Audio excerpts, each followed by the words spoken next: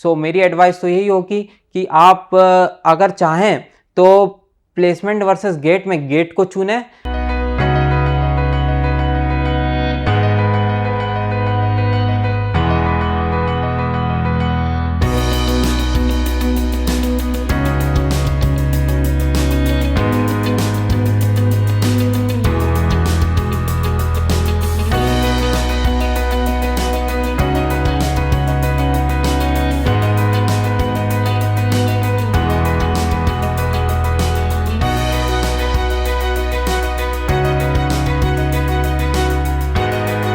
Hello guys, myself Prakhar Shrimali and I have secured All India rank of 149 in GATE CSE 2022. I have done my engineering graduation from Institute of Engineering and Technology IIT DAVV. I got an offer from IISc Bangalore for my master degree, that is MTech. So today we will discuss about why anyone should choose GATE. So let us discuss about it.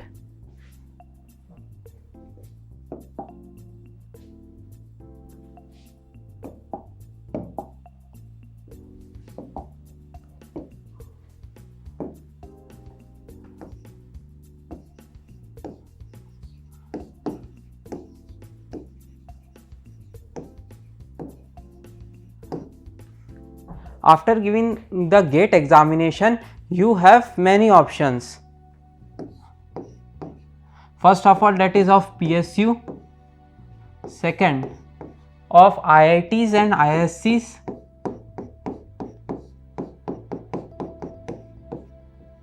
And many NITs also. Third option is of about MBA, which is less popular between the students. And fourth is of abroad. There are some chances of abroad just like Singapore and any other country. So first we will talk about why we should choose GATE, and the first point why we should choose GATE is that of IIT tag and its reputation. So why should we prefer GATE? First point that we will discuss is of IIT tag and its reputation.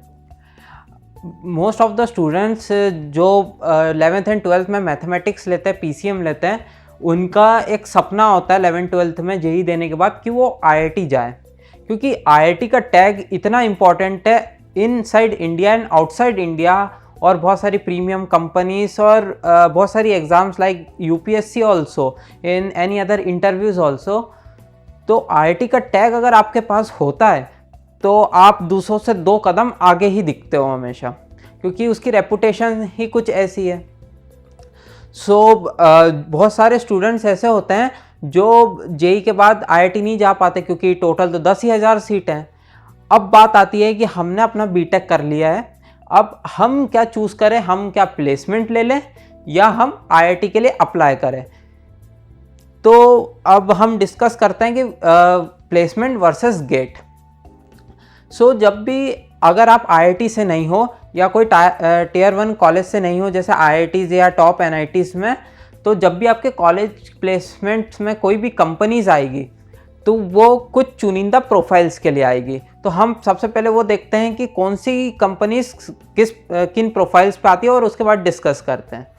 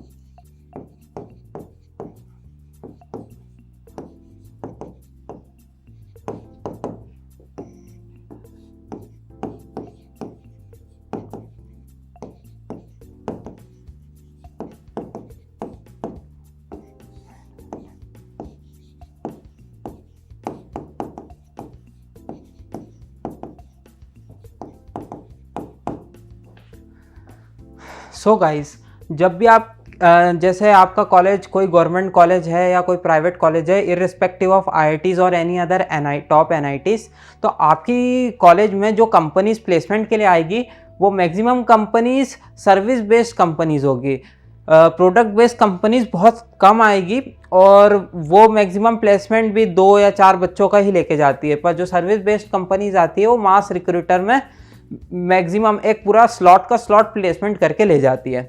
तो बच्चे खुश रहते हैं कि अब हमें placement तो मिल गया, अब हम गेट के लिए क्यों अप्लाई करें, जॉब तो मिल ही गई है। तो हम कुछ इसके बारे में डिस्कस करते हैं। देखिए, अगर आपको इन्हीं किसी कॉलेजेस में जॉब मिलती है किसी कंपनी में मास रिक्रूटर के रूप में, तो आपको यही 2 प्रोफाइल मैक्सिमम मिलती है, that is assistant system engineer and system engineer. अगर आप थोड़ा कोडिंग में अच्छे हैं, आपने कोडिंग अच्छी करी है और कोई थोड़ी सी अच्छी सर्विस बेस्ड कंपनी आई है, तो वो आपको SD प्रोफाइल के लिए अप्लाई करवाएगी, SD2 के लिए नहीं करवाएगी, सिर्फ SD1 के लिए करवाएगी। तो आप इतनी बात समझ लीजिए कि आप अगर इन्हीं किसी कॉलेजेस में हैं तो आपको इन्हीं 3 पोस्ट के लिए आपको जॉब मिलेगी। ठीक है, अब हम चाहते हैं कि हमें इन पोस्ट के लिए भी जॉब के लिए अप्लाई करना है। डेटा साइंटिस्ट, जो कि सबसे इस समय सबसे ज़्यादा ट्रेंडिंग जॉब प्रोफाइल है। अप्लाइड साइंटिस्ट, जो ISC में अमेज़ॉन देखे गया, जिसका पैकेज 80 लाख पर एनम था, जिसके लिए बहुत लोग अप्लाई करते हैं। पर आप इन्हीं किसी कॉलेजेस में से इन प्रोफाइल्स के लिए अप्लाई नहीं कर सकते, और शायद आपके पास IIT का टैग नहीं है, ISC का टैग नहीं है, या आपके पास बहुत साल का एक्सपीरियंस भी नहीं है, तो भी आप इनके लिए अप्लाई नहीं कर सकते। अब आप बिना गेट के सहारे इन तक कैसे पहुंचेंगे, इसका भी मैं आपको एक रास्ता बताता हूं। अगर आपने गेट नहीं दी है और आप अप्लाइड साइंटिस्ट बनना चाहते हैं, रिसर्च असिस्टेंट बनना चाहते हैं किसी प्रोडक्ट बेस्ड कंपनी में, तो आप पहले सर्विस बेस्ड कंपनी में किसी मास रिक्रूटर में जॉब करेंगे, फिर आप स्विच करेंगे, फिर आप रेफरल लगवाएंगे, ऑफ कैंपस देते रहेंगे। आपको कई प्रमोशंस के बाद और कुछ सालों के बाद यहाँ तक पहुँचने का मौका मिलेगा, वो भी अच्छी कड़ी मेहनत करने के बाद, ऐसे नहीं। तो क्यों ना एक सरल सा रास्ता मैं आपको बताऊं जिससे आप इन प्रोफाइल्स में अप्लाई कर सकते हैं, साथ ही साथ आपको IIT का टैग भी मिले, आपका जो रेज्यूमे है, आपका जो प्रोफाइल है, उसमें IIT जुड़ जाए, जो कि सक्सेस के चांसेस दूसरों से आपके कहीं आगे बढ़ा देता है। आपकी एक रेपुटेशन के लिए भी बहुत ज़रूरी होता है, वो है आप किसी न किसी IIT से MTech करें थ्रू गेट। आप गेट का एग्ज़ाम दीजिए, क्लियर करिए, अच्छी रैंक लगाइए, और किसी IIT या टॉप NITs में एडमिशन लीजिए MTech में। उसमें लेने के बाद आप अगर गूगल पे किसी साइट पे इन IITs का प्लेसमेंट रिकॉर्ड देखेंगे MTech का, तो आप उसमें पास रिक्रूटर्स देखना और जॉब प्रोफाइल ऑफर्ड देखना, तो आपको पता चलेगा कि मैक्सिमम कंपनीज जो ISC में आती है वो डेटा साइंटिस्ट की पोस्ट के लिए आती है, उस जॉब प्रोफाइल के लिए आती है, जिसके लिए लोग कई साल तक मेहनत करते हैं, मैक्सिमम कोर्सेज करते हैं यूडेमी से या अदर प्लेटफॉर्म से, उसके बाद ऑफ कैंपस देते हैं और फिर जाते हैं। बहुत मेहनत लगती है उन चीज़ों में, क्योंकि ऑफ कैंपस में कंपटीशन भी बहुत होता है, कोडिंग प्रैक्टिस भी बहुत तगड़ी चाहिए। तो यही सारी जॉब प्रोफाइल्स के लिए यही कंपनियां ऑन कैंपस आती है IITs और IISc में, प्लस आपको IIT का और IISc का टैग भी मिलता है। तो मेरे ख्याल से प्रॉफिटेबल तो यही है कि हम 1 साल मेहनत कर लें और आगे की हमारी पूरी लाइफ की जर्नी में हम एक अच्छी जॉब प्रोफाइल पे एक सेटल्ड कंपनी में, एक बड़ी सी प्रीमियम कंपनी में सेटल्ड जॉब करें एक अच्छे से पैकेज पे। सो मेरी एडवाइस तो यही होगी कि आप अगर चाहें तो प्लेसमेंट वर्सेस गेट में गेट को चुनें। अगर आप IIT और NIT में नहीं पढ़ते हैं, आप किसी गवर्नमेंट या प्राइवेट कॉलेजेस में, क्योंकि अगर आप IIT में पढ़ते हैं तो BTech के लिए भी आएगी ही और MTech के लिए भी आएगी, तो उसका कोई मतलब नहीं रहता। सो दिस इज मस्ट, है ना। अब तीसरा पॉइंट अगर हम जो डिस्कस करना चाहते हैं वो है टेक्निकल एक्सपोजर। देखिए दोस्तों, अगर आप बीटेक करते हैं किसी भी कॉलेज से, तो आप एक लिमिटेड एक कुएं के मेंढक की तरह नॉलेज गेन करते हैं। आप आपके कॉलेज के सब्जेक्ट्स पढ़ते हैं यूनिवर्सिटी की एग्ज़ाम्स निकालने के लिए, ठीक है, पर आप वो टेक्निकल एक्सपोजर नहीं ले पाते हैं जो एक आईआईटी का स्टूडेंट लेता है, वो टेक्निकल एक्सपोजर नहीं ले पाते हैं जो आईआईटी की लैब्स इंक्लूड करती है। आप एमटेक करते हैं किसी आईआईटी में से या आईएससी में से, तो मैंने जैसे आईएससी का पता किया, आपको रिसर्च पेपर लिखने होते हैं आपके खुद के, तो आपका जो एकेडमिक होता है वो टेक्निकली बहुत स्ट्रांग हो जाता है। तो ऐसा नहीं होता है कि आप एक टेक्निकल सिर्फ मेन पावर जनरेट कर रहे हैं, आपको सिर्फ कोडिंग ही नहीं आनी चाहिए। अगर आप इंजीनियर हैं, एक कंप्यूटर इंजीनियर हैं, तो आपको कंप्यूटर के सारे सब्जेक्ट्स आने चाहिए। आप जैसे समझिए आपने कोडिंग में कोई कोड लिखा, तो आपने कोड तो लिख लिया, वो तो 12th का स्टूडेंट भी लिख लेगा जावा सीख के, कोई पाइथन सीख के या C++ सीख के, पर आपको ये कैसे पता चलेगा कि वो code at the end computer में रन कैसे होता है, वो कंप्यूटर की लैंग्वेज में कन्वर्ट कैसे होता है, वो तो कंपाइलर है। उस सब्जेक्ट को आप जब तक नहीं पढ़ेंगे, उसको जब तक नहीं समझेंगे, तब तक आप सही इंजीनियर भी नहीं कहलाएंगे।